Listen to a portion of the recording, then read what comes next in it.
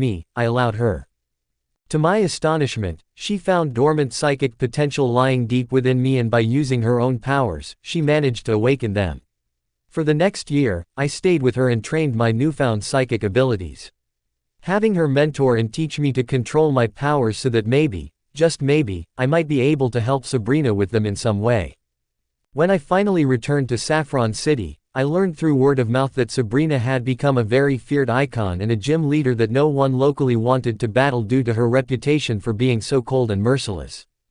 After hearing all of this, I feared greatly for my daughter's sanity and well-being, but I knew I couldn't show my face to her.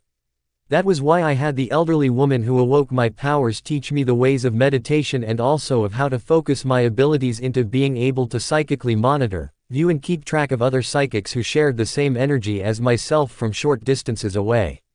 Even through solid objects. Using this, I was able to find places in the park outside of the gym and go into a deep meditation. Disconnecting my mind in a sense from my body and using my powers to observe Sabrina's actions inside the gym in a way that she would be unaware of. Allowing me to keep an eye on her and observe what she did from a safe location that would keep her from seeing or sensing me.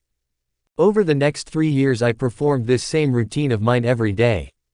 Disguised as a jogger that would run through the city, I made rounds all over the outskirts and started keeping watch for traveling individuals coming in late at night after the first few accidents started happening up on the cliffside I met you kids on. Then, every afternoon, I would just sit in the park and meditate while using my powers to monitor Sabrina. Gerald then gestured at the cabin around them. On one of my runs I even found this place. It may have been in a state of disrepair at first, but with nowhere else to go and nothing else to do, I fixed it up and made it into my home. The 5 young Pokémon enthusiasts all were silent for quite some time after that. No one knowing what to say in the least to the things that Gerald told them. A need to process everything first taking precedence over anything else in that time instead of blindly asking questions that had no real merit. Eventually, however, Giselle spoke up first. So then, sir, if you've been watching Sabrina all this time and knew about what she did to trainers that challenged her, why didn't you do anything to stop it beforehand or just come out and tell people exactly what she was capable of? He turned his somewhat eerie, dark blue gaze onto the brunette. Because, until today Sabrina has never done anything to anyone who challenged her like she did to you kids. My powers may not allow me tell me exactly what is happening when Sabrina battles, but I usually don't need to. The sight of her challengers coming running out of the gym in a frightened panic not even 15 minutes after they enter is usually all the proof I need that they were soundly defeated without posing much of a challenge to her. He then looked at Ash. But this one, well, I could tell that he was most likely extremely stubborn and probably wouldn't listen to a word of the warning I gave you all. At those words, Ash's face faltered from the couch to the ground while the others snickered lightly at the man's unintentional but very accurate assessment of their friend. I kept a close mental observation of what I could feel happening inside the gym the moment you 5 went inside. When over an hour passed and no one still came out, I started to worry that something was wrong, and then when I felt Sabrina's influx of power I knew for certain that things were taking a turn for the worse. Immediately after I felt her power output increase, I took the risk and teleported into her gym to where I felt the disturbance centered from and found the 5 of you sitting in a circle in the middle of the gym's battlefield. Sabrina herself was sitting in her chair with a strange little girl in her lap I had never seen before and appeared to be in some type of trance.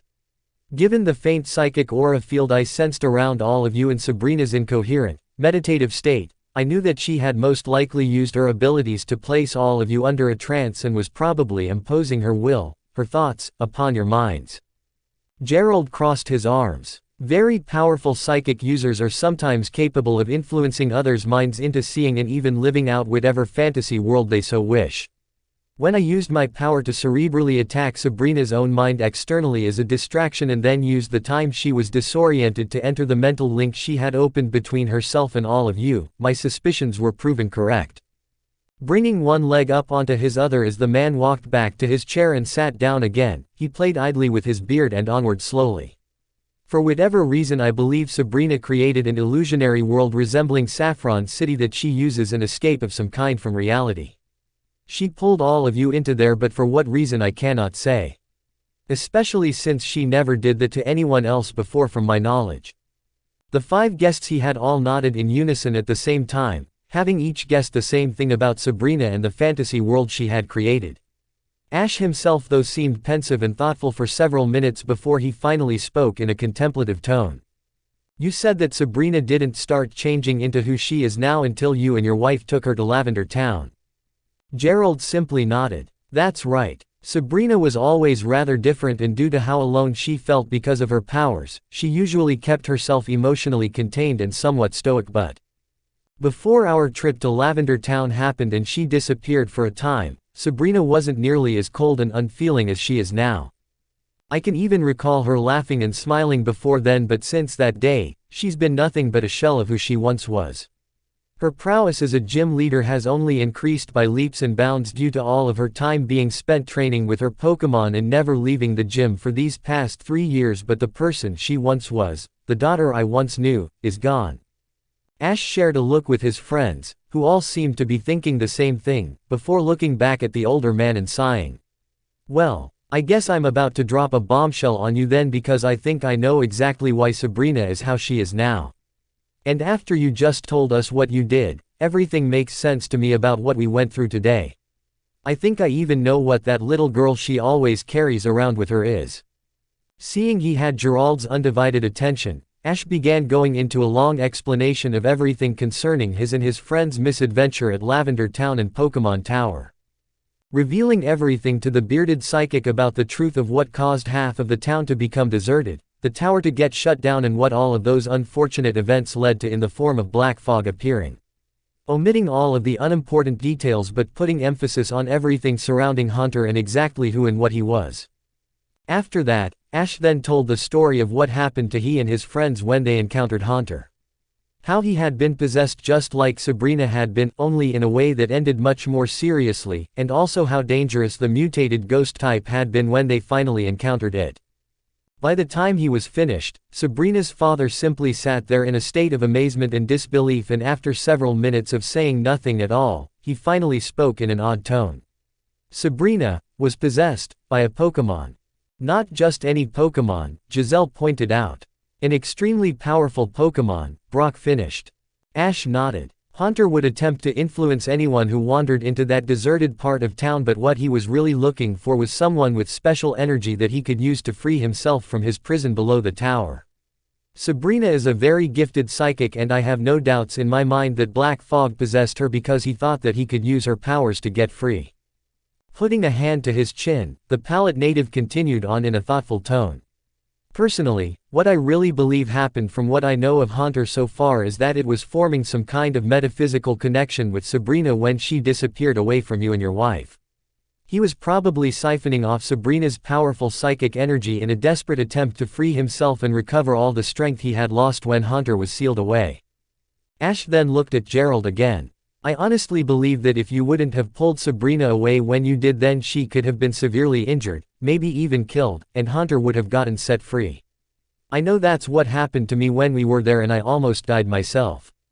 Reaching up, Ash rubbed his chest. What really surprised me at first about Hunter is that he has psychic abilities, which is abnormal for a ghost type. I'm starting to wonder if maybe through their connection, Hunter somehow took on some of Sabrina's psychic power, and it not only helped revitalize him enough to then possess me as strongly as he did years later, but if it also maybe gave him the ability to use psychic-based attacks. He paused for a second and then continued a few moments later. I'm also starting to really believe that Sabrina might have picked something up from Hunter as well. Seeing him stop mid-sentence, Giselle asked in concern, what do you think she picked up? Taking a deep breath, Ash responded a few seconds later. I think, from what Gerald told us, Sabrina might have actually picked up a piece of Hunter's soul. To me it all fits. I mean, her personality suddenly changed after what happened, and not for the better either. She became cruel, callous, emotionless, dark. He held up a hand to Gerald. No offense. The older man simply waved him off. None taken. I know it's true just as much as you. Ash then looked at his friends. And think about it, guys, doesn't Sabrina's personality now mimic how Hunter was before he joined us almost exactly? Getting a tentative nod in response at those bad memories, he went on. And as for that little girl, I don't think she's real at all. I think it's the part of Haunter's dark soul that took on a physical representation of something that Sabrina could empathize with. What better thing to take the shape of than Sabrina's inner, innocent child? To mimic something from what was probably a much happier, simpler time in her life. Gerald nodded slowly and then interjected. Come to think of it, when I saw that little girl in Sabrina's lap, she did appear strikingly similar to what Sabrina looked like when she was a little girl, clothes and all. He then sighed heavily again and his eyes took on a look that showed almost pure defeat.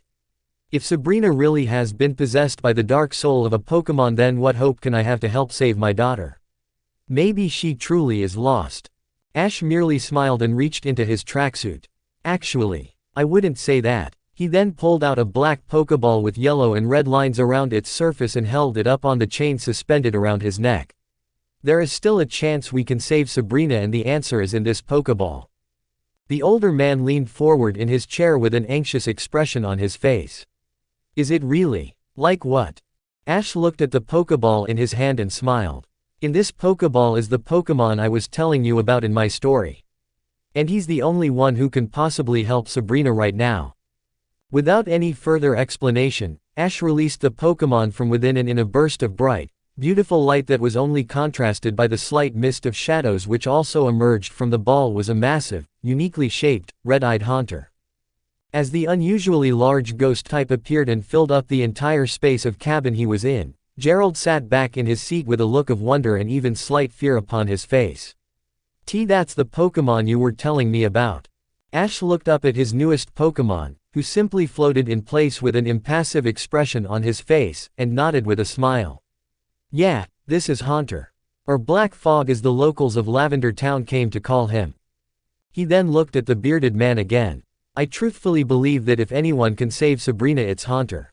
It's part of his soul that she took on, and I think part of the reason why Sabrina did what she did to us and none of her other challengers is because the part of Haunter that's inside of her could sense my presence. Or, more specifically I guess, it could sense that its originator, Haunter, was close by and had her act on it subconsciously. Ash glanced at Haunter once more as he continued explaining. I know it sounds incredibly strange, but I think Sabrina has basically been like a passenger in her own body for who knows how long now, ever since the incident at Lavender Town. She might be vaguely aware of what she's been forced to do, but I can't be sure. All I do know is that Haunter's energy, his essence, was around me and to a lesser extent my friends since he's been with us for a little while now. I carry his Pokeball around my neck, and I truly believe that the part of Haunter's soul that latched itself onto Sabrina was simply reacting to where it originally came from. Taking a deep breath, he then got Haunter's attention and began explaining everything that had happened throughout the whole day to his Pokemon, and at the end of it all, he finished with a question.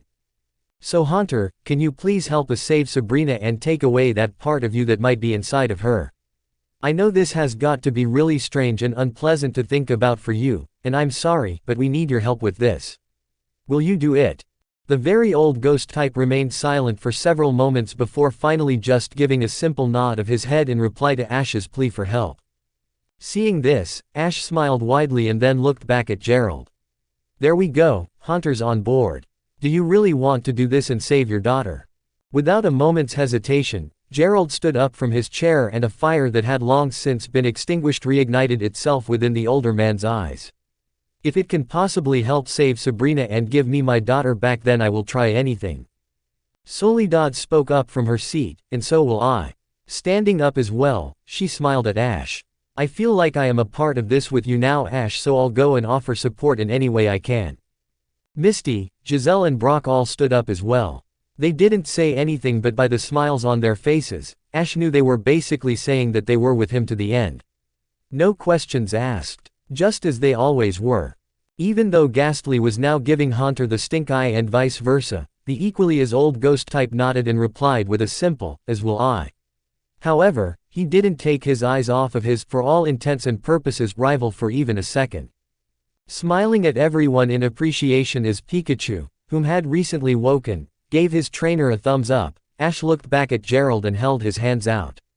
Well, I guess we're all on board then. We might want to do this as soon as possible though, maybe even tonight, since I think Sabrina's in a really bad place right now after our escape. The father nodded and picked up his drinking glass. You're right.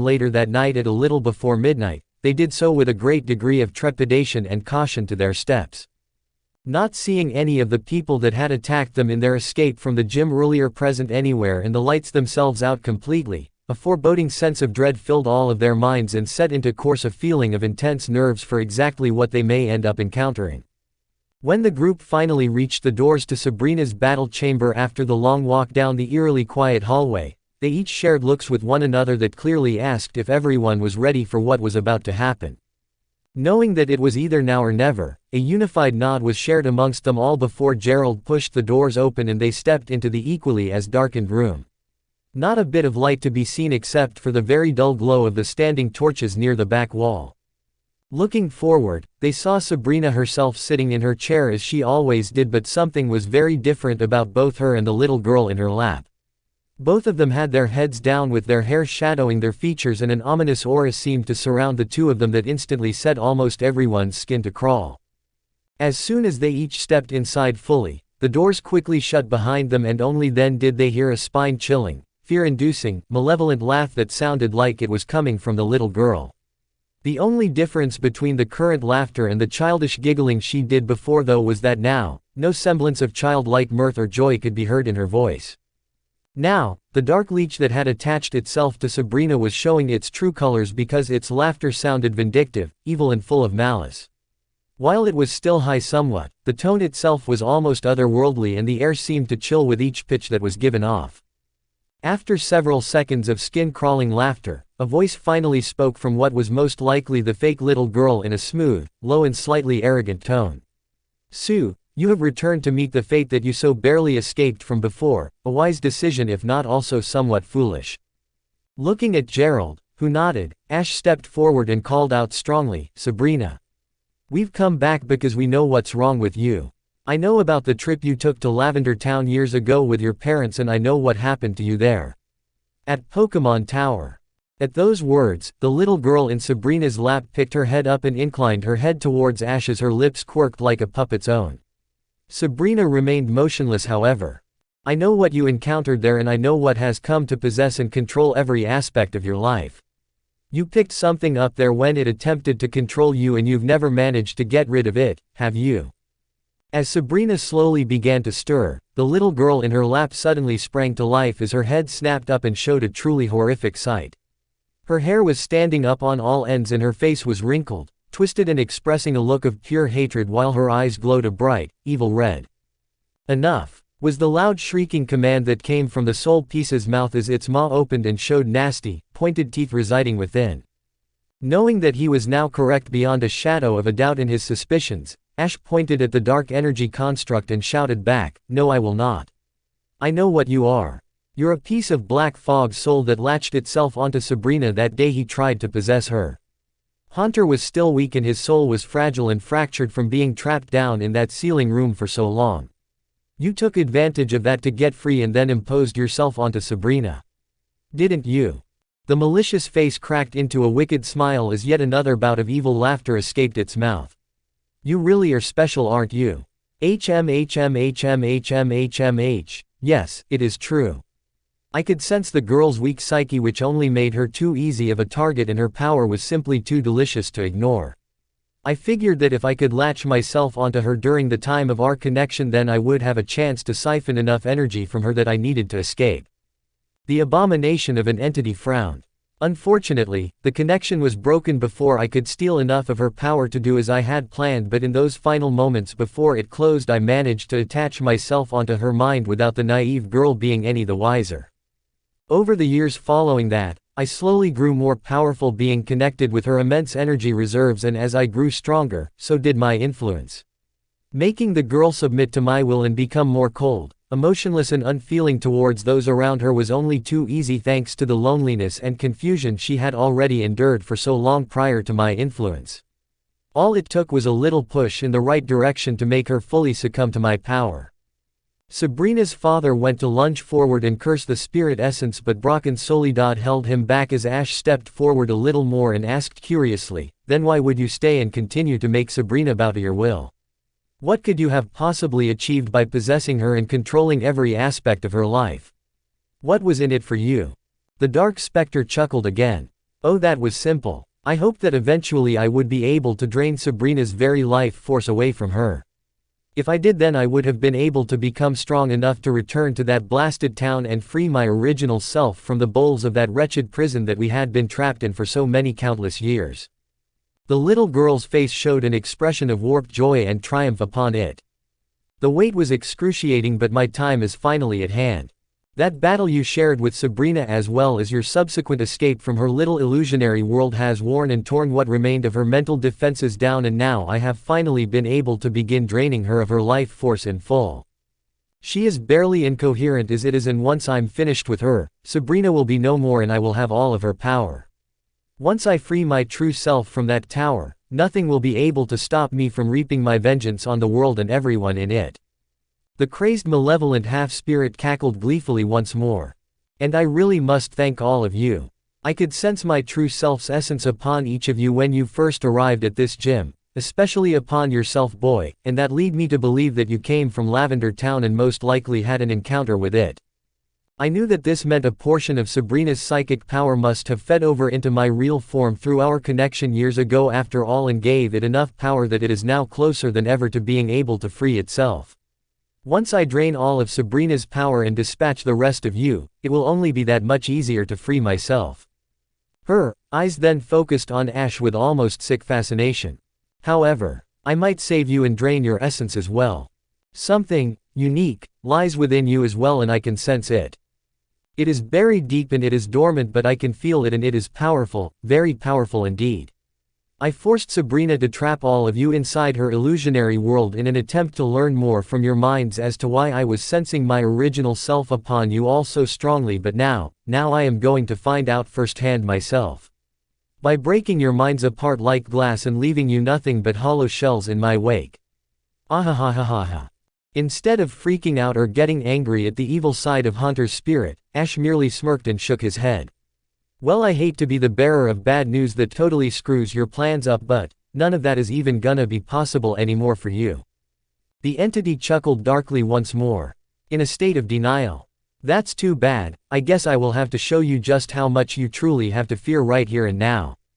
However, before the spirit could do anything, Ash reached into his tracksuit quickly and pulled out Hunter's Pokeball as he threw it into the air and shouted, "It's time to put an end to your past once and for all." Black fog. As the gigantic, extremely powerful tormentor of thousands of souls emerged from within the small device and took full form within the dreary chamber that Sabrina called a battlefield, the little girl in Sabrina's lap showed for the first time a set of emotions that were completely different from anything shown thus far. Namely that of shock, disbelief, incredulity, and even fear. As the very old spectral Pokémon took stock of his surroundings stoically and then settled his unexpressive gaze down upon the shade of a soul that once resided within himself, Hunter made no other movement besides a slight narrowing of his eyes. Seeing its originator before it, the little girl floated off of Sabrina's lap for the first time ever and flew up to Hunter with a look of reverence and hope upon its face. Completely overlooking the fact that its originator had just emerged from a Pokeball and what that meant. "Finally, we are free. We can now make this world burn in the fires of our hatred and bring everything to utter ruin as we always dreamed of. I have waited for this moment for years." However, instead of getting the reaction from its real self that the Dark Spectre expected, it was stunned to its core when Hunter merely shook its head and began communicating mentally with it through the link they shared as the same being.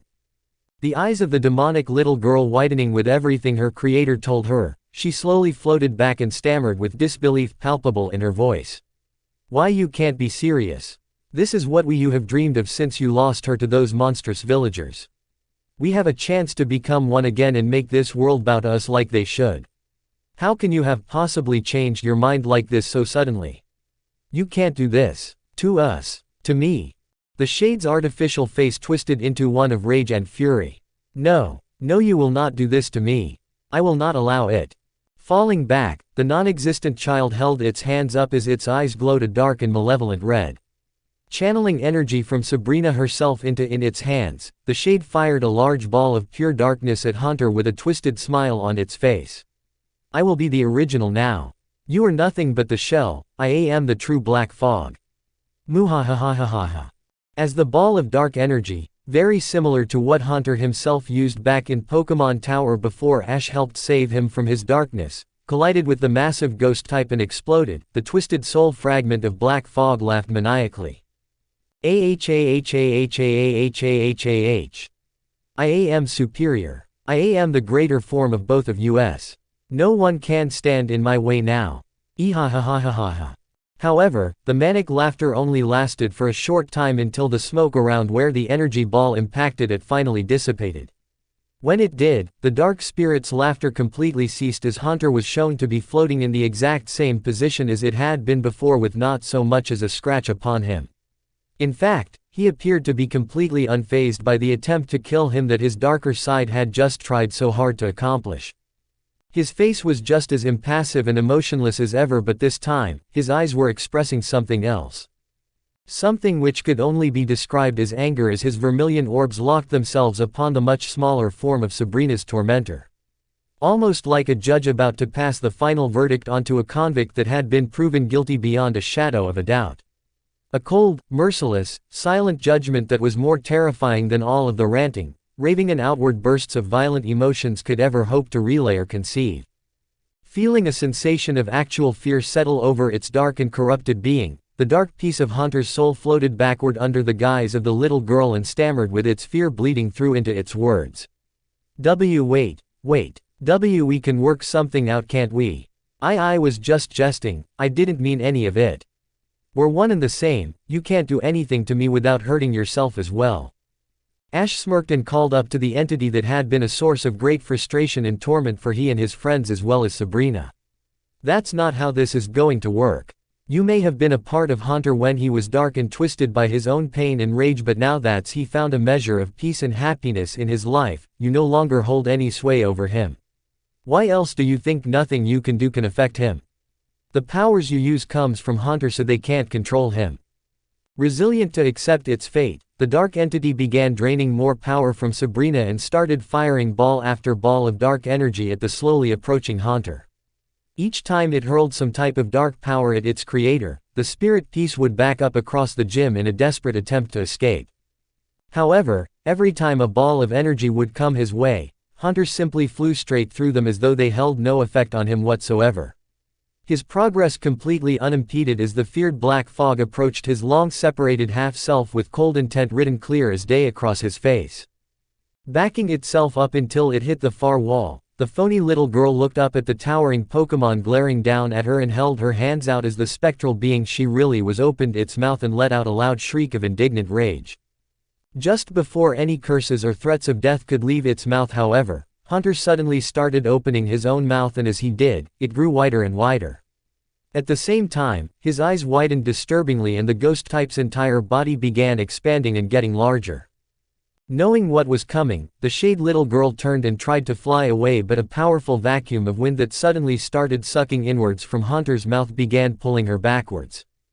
The malevolent spirit struggled and fought as hard as it could as it was pulled back to Black Fog's waiting maw, and the entire time it did, ceaselessly vicious curses and swears fell from its mouth.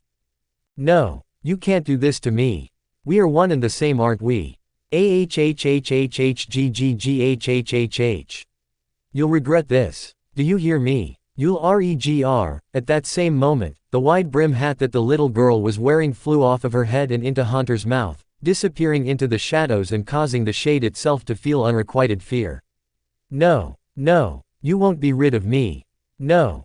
With that final bellow of resistance, the unnatural abomination that had possessed and tormented Sabrina's life went tumbling into Haunter's mouth with the ghost-typed spectral jaws snapping closed immediately after. As soon as Haunter became reacquainted with the lost fragment of its soul, the former terror of Lavender Town started to writhe and struggle in pain and exertion as Black Fog's much purer, lighter soul sought to destroy the dark taint that had been ingested and was now trying to corrupt Haunter all over again. Seeing his Pokémon struggle as Haunter's body shifted between its normal appearance and the dreaded shadows that once encompassed its entire being, Ash ran out to the edge of the ring and yelled up to him, "Haunter, listen to me." Hearing the boy who saved his life from darkness calling out to him, Haunter turned around and looked down at the young Pokémon trainer. His face scrunched up with pure effort and intensity as Black Fog struggled to hold onto himself and not lose his mind to darkness again. The ghost Pokémon focused on Ash and his words as the determined young man continued to support him. "Haunter, you already beat this darkness once and you can do it again. Don't give in to that weak dark spirit trying to control you. You have all the power needed to destroy it and assure no one ever gets hurt by you again." Holding up Haunter's Pokeball, Ash shouted, "This is who you are now, Haunter. Remember that." Seeing the Pokeball that Ash had cemented their bond with, as well as hearing his trainer's supportive words that were being backed up by Pikachu, Ash's friends and even Ghastly, Haunter found the will he needed deep down to fight off the darkness attempting to control him again. Looking inside of himself once more, Haunter's eyes narrowed in determination as he struggled with every ounce of will he had to push out and destroy the last remaining piece of evil that still remained from his dark days. All of that intensity, iron will and pure, unyielding grit allowed Haunter's soul to finally overcome the darkness trying to taint it with an inner explosion of light and positive emotions. A phenomena that was signaled by Haunter going rigid and then becoming completely still for several moments without even moving a single muscle.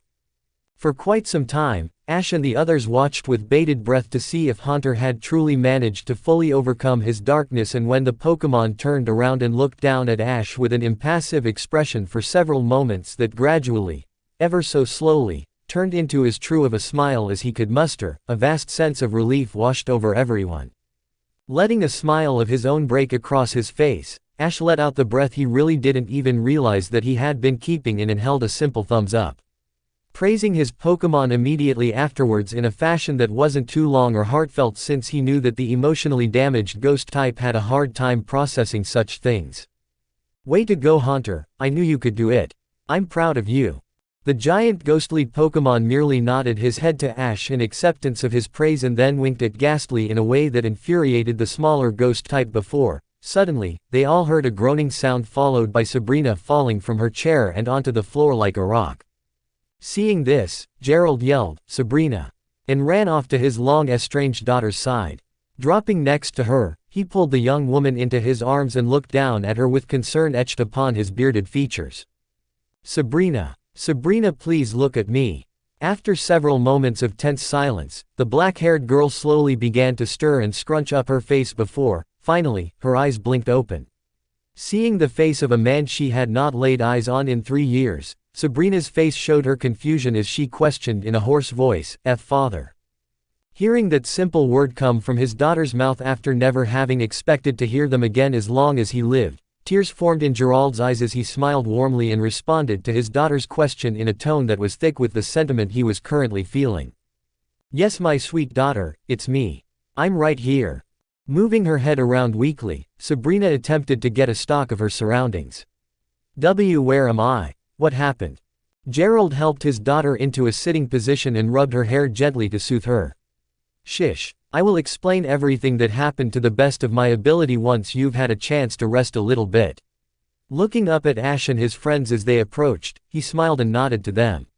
"Though I believe some parts would better be explained by them." Sabrina turned to look in the direction her father was gesturing to and saw a black-haired boy with a Pikachu on his shoulder and a Ghastly at his side approaching her, along with an older-looking boy, 2 younger girls and an older red-headed one. For some reason, Sabrina got the feeling as though she should know who the 5 of them were, especially the boy with the Pikachu, but no matter how hard she tried, the young woman kept coming up with only bits and pieces of a fragmented group of memories. Stopping a short distance away from her, Ash smiled and greeted the female gym leader in a friendly manner. "Hey Sabrina, I guess this is really the first time we're actually meeting, huh?" It's good to see you back to your. He scratched the back of his head and searched for the right words to say. Well, I guess what is probably your old self. He then gestured at himself. I'm Ash, in case you don't remember, and this is Pikachu and Ghastly, my Pokémon. Pikachu smiled and chirped at Sabrina while Ghastly gave an exaggerated bow and grinned widely. A pleasure to see you back in a fit state of mind, young miss.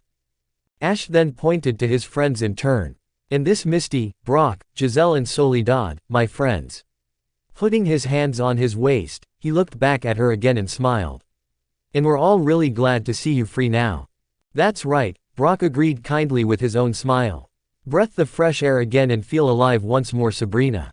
Misty and Giselle didn't say anything except for smiling nicely at the confused young lady while Soledad gave words of consoling politeness to the girl that had nearly killed them all. I think you had a lot of people really worried for you, Sabrina. It's good to see you well finally. Even though it made Sabrina feel very warm and pleasant inside at having so many people acting so nice and kind to her, especially after going for so many years knowing nothing but loneliness and contempt from her peers and otherwise due to her powers, the gnawing sense of total confusion and bewilderment as to what was going on wouldn't leave her mind.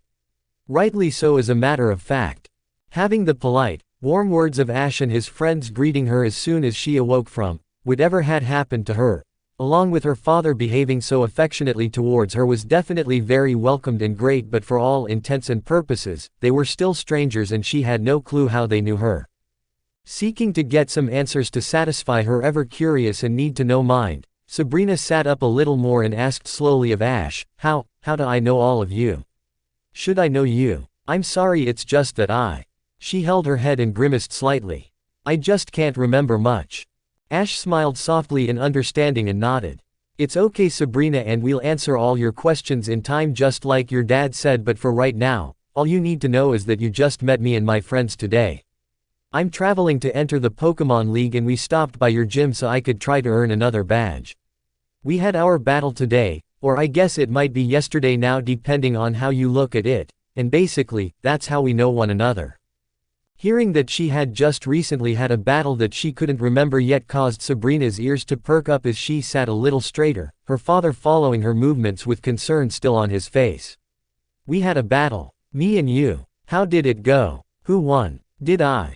At that moment, Gerald put a hand on Sabrina's shoulder lightly to calm her while Ash rubbed the back of his head and I smiled with a light chuckle. Well, it was a great battle and you definitely provided the most challenge I've faced so far. But we actually won. For several moments Sabrina didn't say anything. In her head, not only was she trying to process that she just had a battle she couldn't remember, but had lost it on top of everything else.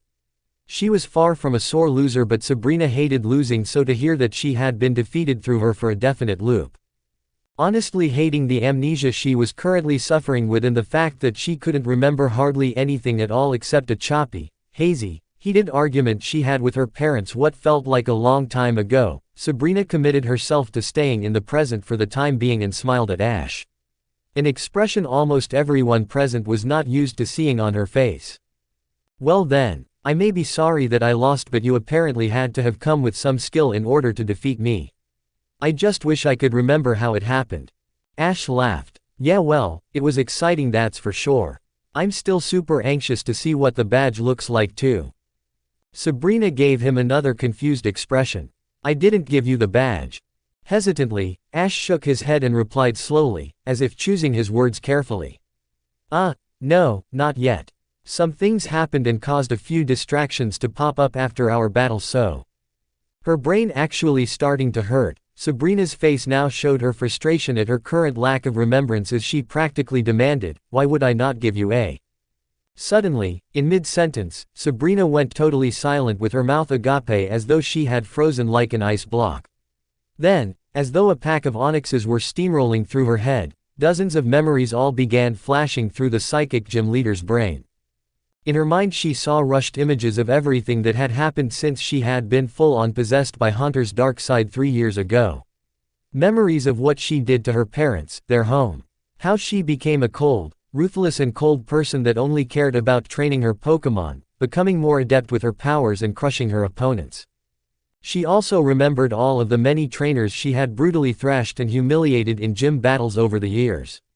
her purposefully making fools out of her opponent's Pokémon using her own, and how, with each defeat, her challengers would practically run in sheer terror from her gym. Sabrina also began to remember being influenced by the evil soul shade of Haunter. She saw in her memories the little girl that had appeared out of nowhere one day, one who she barely even noticed at first for some reason, but on the times that she did have lucid moments concerning the strange child that had taken to literally sticking with her at all times, her thoughts would become muddled and warped. As though some alien presence was influencing her mind into believing that the little girl had always been. That they were connected, one and the same. That the child was almost precious to her as someone to be protected at all times and never questioned. Sabrina saw in her memories that, for some reason, she fell completely for the mind tricks of the spirit possessing her. She saw herself become like a backseat passenger to her own body as the little girl took over and basically became the figurehead, the puppet master, behind everything she did. All while she herself never did a thing to stop it and simply let the dark spirit fool her into following along with every single decision it made. With each and every move it decided upon. Then, Sabrina started realizing through the memories of what emotions she had been feeling during those times exactly why she fell so hard to the shade that had taken her over and made her its slave. In her continuously flooding memories, Sabrina recalled the loneliness, the depression and the desperation she felt at having no friends or anyone to truly understand her because of her powers. She recalled herself becoming angry, resentful and careless towards all those who shunned her while simply shutting herself away and focusing on training her powers and her Pokémon. She could remember the darkness itself feeding off of her during that time of extremely negative emotions and thoughts that she had been going through, and as it grew stronger, Sabrina remembered herself becoming more and more influenced by it until she started to actually change and become dark herself.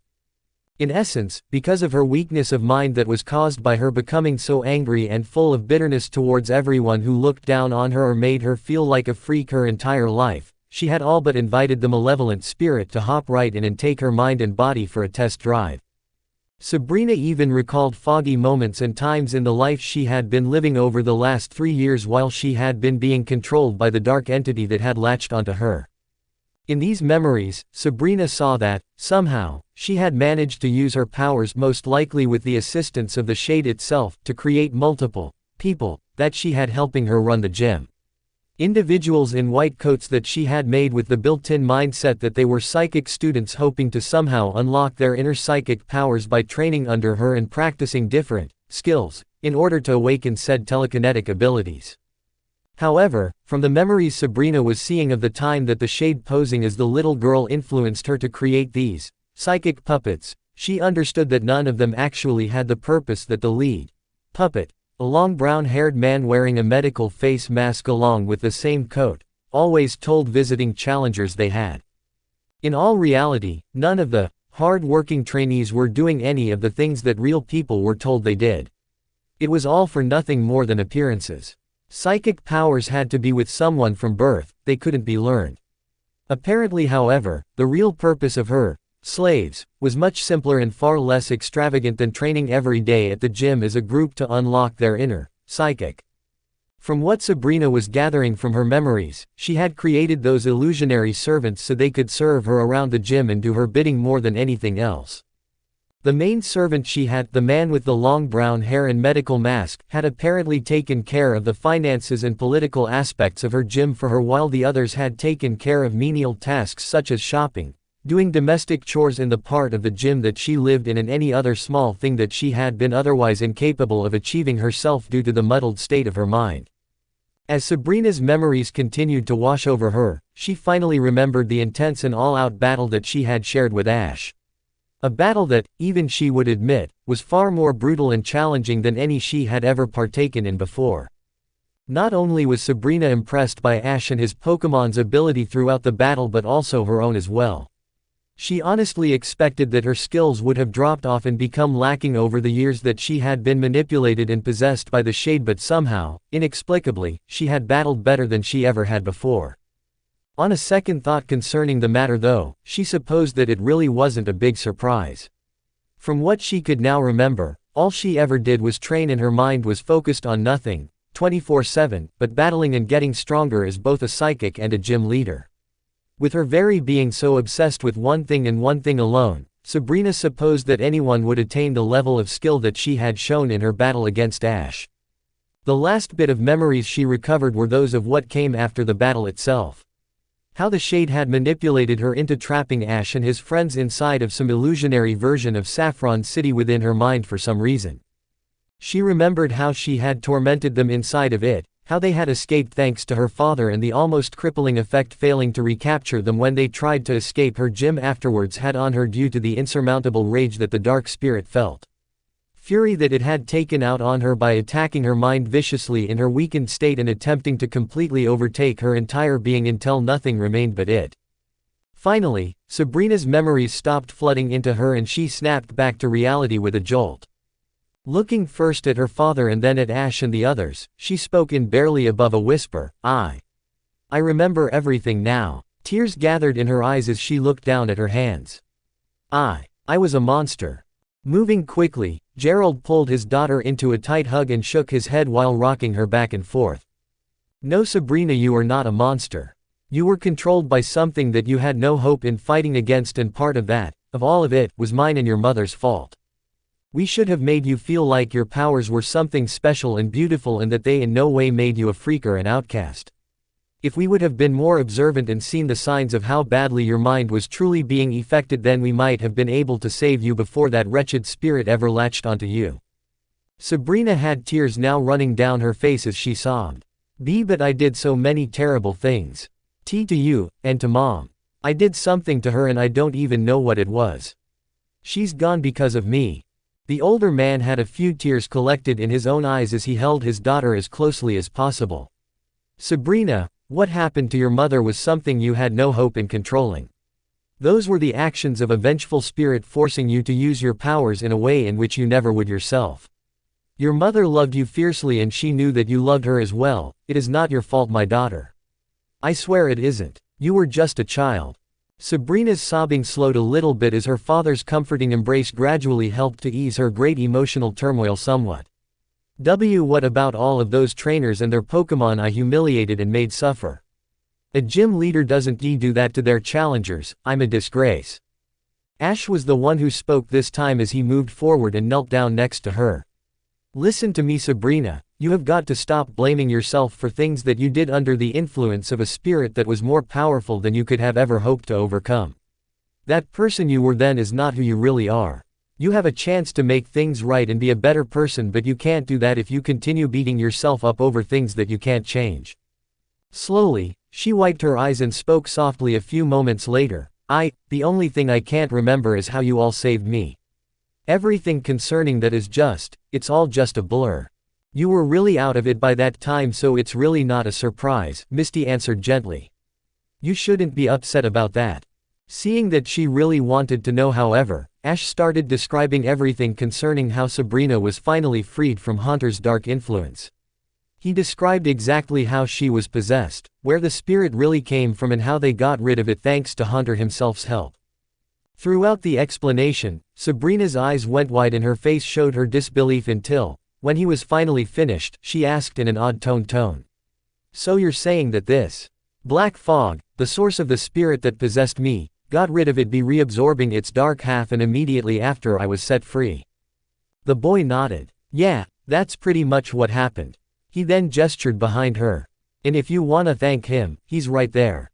Turning her head, Sabrina looked behind her and saw, for the first time, the immense and very imposing ghost type that had helped save her floating near the back of the ring with a stoic, unexpressive look on his face. Offering a small smile to the Pokémon, Sabrina spoke in a humbly grateful tone. I can't thank you enough for helping to free me from that dark side of your soul, Haunter. You have my gratitude. The powerful specter merely nodded to the girl's words of thanks but made no other gestures or movements. Something Sabrina could respect and understand since she herself had never been all that great at showing emotions before either. Just as she was about to turn back and say something else to the group of people surrounding her, they all suddenly heard a loud smashing sound coming from somewhere else in the gym that felt like a small earthquake had just went off. Violent shaking joining in with the destructive sound at the same time in a way that made all of them spin around and look towards the entry-exit doors of the battle chamber with full-on alertness present upon their faces. What was that? Giselle demanded outwardly in a fearful manner, still very much on edge from everything that had happened to them all lately. Sabrina struggled to stand as she answered everyone's curiosity in as strong of a tone as she could. It sounded like it was coming from my personal chambers, we need to get there fast. Her father quickly helped to support Sabrina as Ash returned Hunter, and then they all made their way out of the battlefield and into the long hallway outside. Taking one of the right side passages that lead down another hall a few seconds later, they ran along for some time through two rounded bends until coming to a sight that left them speechless. There, with the entire front wall crumbled completely to ruin, was Sabrina's bed chambers in a state of total ruin. Not only was her room in shambles, but a massive layer of thick debris littered every square inch of her sizable living quarters within, like a hurricane had passed through it, similar to what constantly happened in a small town in the Orange Islands known as Hurricane Alley. What was exceedingly odd though was the type of debris scattered all over the place. Large piles of wood, plastic siding, concrete, gutters and even shingles could be seen in the mass of destroyed garbage. Each piece just as mangled and destroyed as the last. Stepping into the room carefully through the big hole in the wall, Ash, Sabrina, Gerald and everyone else was a total loss for understanding as they wandered around and looked at all of the damage. What the hell happened here? Misty demanded as she nearly tripped over a pile of boards. It looks like a hurricane came through here. Brock looked around and then knelt down to examine the debris a little closer. This obviously isn't natural. None of this stuff should be anywhere in this gym, it almost looks like what you'd find. Soledad cut him off as she reached down and picked something up. In a house. She then held up a stuffed teddyrsa for everyone to see. Giselle blinked multiple times in confusion. How could a house get into Sabrina's room? Gerald and Sabrina both walked around slowly while simply taking in all of the mess around them as they began to see what looked like a couch, a TV, fridge, dressers, clothes and several other household items strewn all around what was once Sabrina's room. Suddenly, however, Sabrina stopped with a gasp and looked down. Gerald followed her movements and put his arms around her instantly. Sabrina, what's wrong? The black-haired girl just pointed shakily down at the ground, and as her father looked to where her eyes were focused, he saw something poking out from between a few planks of wood. Reaching down, he moved the debris away and picked up that which caused his eyes to widen and his mouth to hang open. Impossible, how can this be? Ash and the others heard what was happening and turned around to see the father and daughter. Hey, what's going on? Ash asked as he made his way carefully over to them with his friends in tow. Instead of telling them, Gerald held out what was in his hand and showed it to be a cracked picture frame. What was in the picture frame, however, left everyone present in a state of disbelief, because within the image of the colored photograph could be seen Gerald himself, who looked quite a bit younger with no beard, a woman they had never seen before, and Sabrina, whom appeared to be no older than 5 or 6 and eerily resembled the little girl form that Hunter's dark side had taken. No way, Ash murmured quietly. Is that even possible? Giselle questioned aloud. Sabrina could only stammer in disbelief while looking at the devastation around them. This is our house, Gerald finished for her as he lowered the picture frame and walked around like he was now in a slow-moving trance. Wait, Soledad began. I thought you said that your house was destroyed by Sabrina the day your wife vanished. The man nodded absently and looked back at Sabrina. It was. Or at least, it disappeared. The same as her. I could never find a trace of it or Sabrina's mother, no matter how hard I tried. The psychic herself held her head and shook it slowly. But how did it? Sabrina was suddenly interrupted by a loud call of, "Everyone come quick," which could be heard coming from Ghastly, who was near a large column of standing wood and concrete. The urgency in his voice leading everyone to quickly make their way over to him. Ghastly, what's wrong? Ash asked in concern as he stopped by his Pokémon's side. Ghastly merely gestured towards what he was facing and replied simply, "I believe Miss Sabrina and her father will want to look at this.